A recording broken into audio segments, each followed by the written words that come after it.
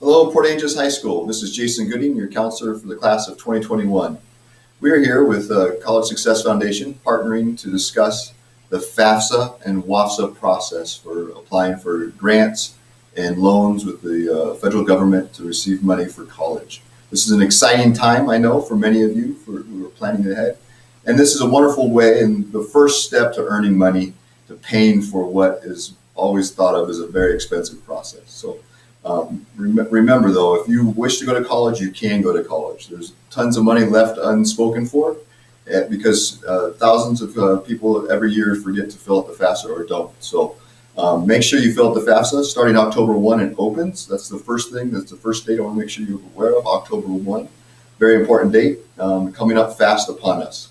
And to be prepared, that's why we're making this video. Make sure you have all the documents ready to enter into the system, and so it goes quite smoothly. So I'm going to talk about the FAFSA, and after I'm done with this, I'm going to pass it over to Andrea DeCinco with the College Success Foundation, who we're partnering with. We're very thankful to have her and her organization on our campus. They're very helpful for our students here, and our students are very successful in the program. So without further ado, let me talk about this, the FAFSA process. As you see at the top of the document on the screen is the website. That's the HTTPS. S stands for secure. It's a secure website. I know a lot of people are concerned about putting in their private information on the internet, but the HTTPS /FAFSA.gov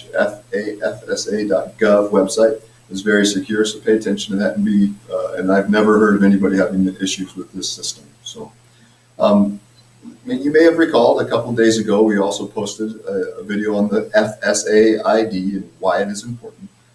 So make sure you sign up for that ahead of time. You need that to sign all of your documentation. And it'll speed the process along quite quickly. As you see, there's check boxes here for students and parents. And so the parents will also need an FSA ID, and that's a separate ID number from the student. So make sure you know they're different. Also, you'll need your social security numbers. Make sure you have those handy and ready, because that's a very important piece of this. Also, your alien registration number if you are in need of that. Date of birth, marriage, divorce, separation dates. This is important for tax purposes. They're going to be using your information to verify and determine what your income eligibility is and what they are willing to pay for you or able to pay for you. Let me move this document down a little bit. And you'll notice that 2019 federal tax returns is what you'll be using for the 2021 submission. They go back 2 years, and the reason for that is because it's now done in October. In years past, it used to be the first of the year. Get that out of your mind. It's not the first of the year anymore. It's October 1. October 1 is the date. So that's why they use a year and a half or 2 years back for federal tax and income purposes. So also records of untaxed income. So these are like child support payments or free reduced lunch status, Medicare, Medicaid, stuff like that. So most of you may not know what that is as a student, but as a parent, you probably do. So also, you'll need records of your cash savings and checking account balances. That's important for this process. And also investments other than the home in which you live. So those are stocks and bonds. This is only really applies to 1% of those applying, but it is important if you have them to open that up and let them know what you have. So excuse me. So make sure you do that. And at this point, I'm going to turn it over to Andrea to talk about the WAFSA process.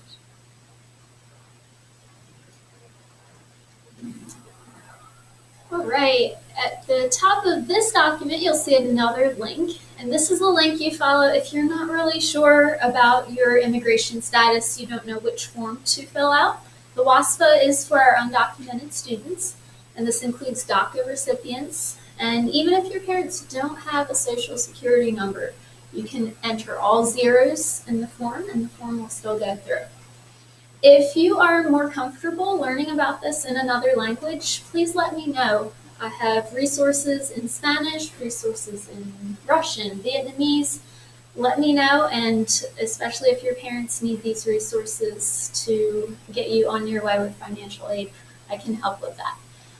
You'll see the rest of this form is quite similar to the FAFSA. There is no FSA ID process for the WASFA, but you will need dates of birth, marriage, divorce, separation dates for your parents.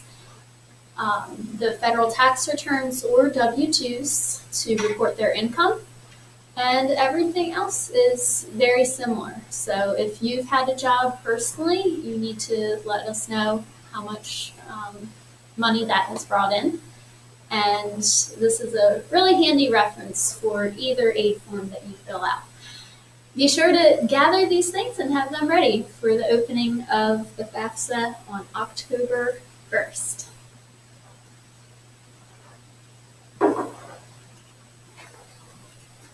So thank you for listening to our video. We hope this is helpful.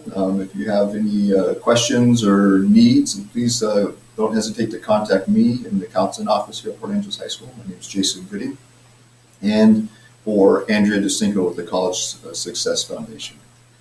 Thank you very much and have a good day.